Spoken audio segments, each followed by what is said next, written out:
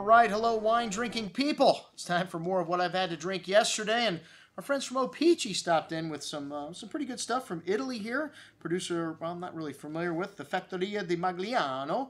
Just like to say that. PAGLIATURA Vermentino della Maremma. All right, well, this is a Vermentina from MAREMMA. You're starting to see some really good stuff from the Tuscan coast here, as well as from Sardinia, and made with that Vermentino varietal. And this wine had a lovely fresh and pear and kind of pineapple fruit, a touch of fresh earth, hints of pine spice. Really clean wine on the palate with that pineapple fruit showing through. A little bit of tartness on the finish there, but really nice and refreshing style of white wine. Very good juice at $27. Next up, the Fattoria Di Magliano MORELLINO di SCANSANO, which has just been recently added as a DOCG in Tuscany. This is wine that's mostly Sangiovese, 10% Syrah in the blend here, dark cherry fruit, pretty floral notes, some fine herbs and fresh plowed earth showing, notes of black truffle as well in the nose here. A good amount of that ripe berry fruit on the tongue, cranberry, kind of cherry, nice freshness here with smooth tannins from the Syrah, and some dusty earth showing. Nicely balanced wine here, very good stuff at $19.50.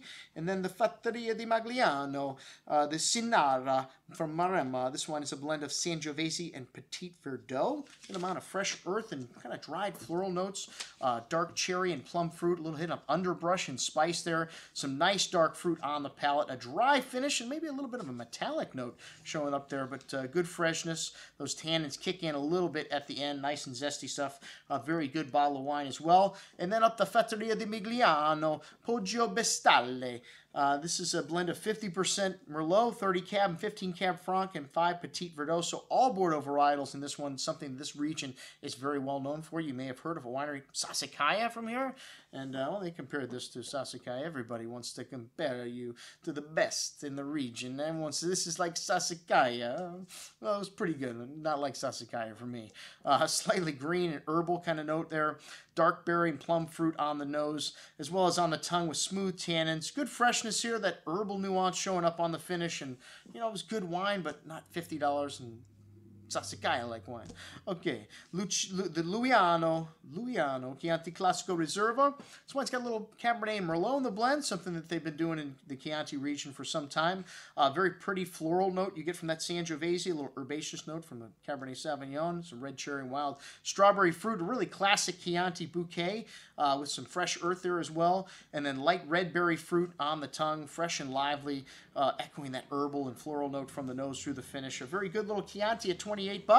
And then the Cesari Jema, CORVINA, 100% CORVINA. I don't know if I've ever had one of these before. This is the most important grape in Amarone, and this wine, a great candidate for brown bag, man. Really exotic bouquet. Has some of that clay-like minerality that you get from this region.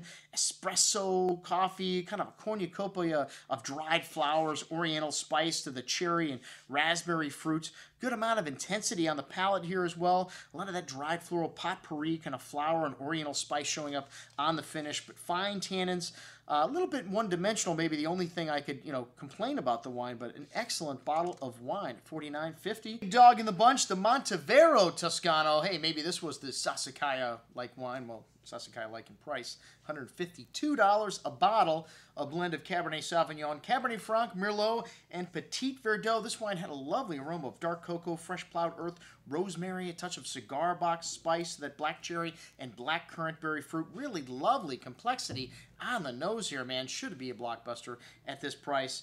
And lovely complexity on the palate to match here as well. Smooth and round, ripe tannins, very big, nice structure and depth of flavors with excellent length here on the finish, echoing that nuance from the nose through the finish. An excellent bottle of wine, maybe just a little steep at $150. All right, that's what we had to drink with our new friend from O-Picchi. Remember, always drink the good stuff first.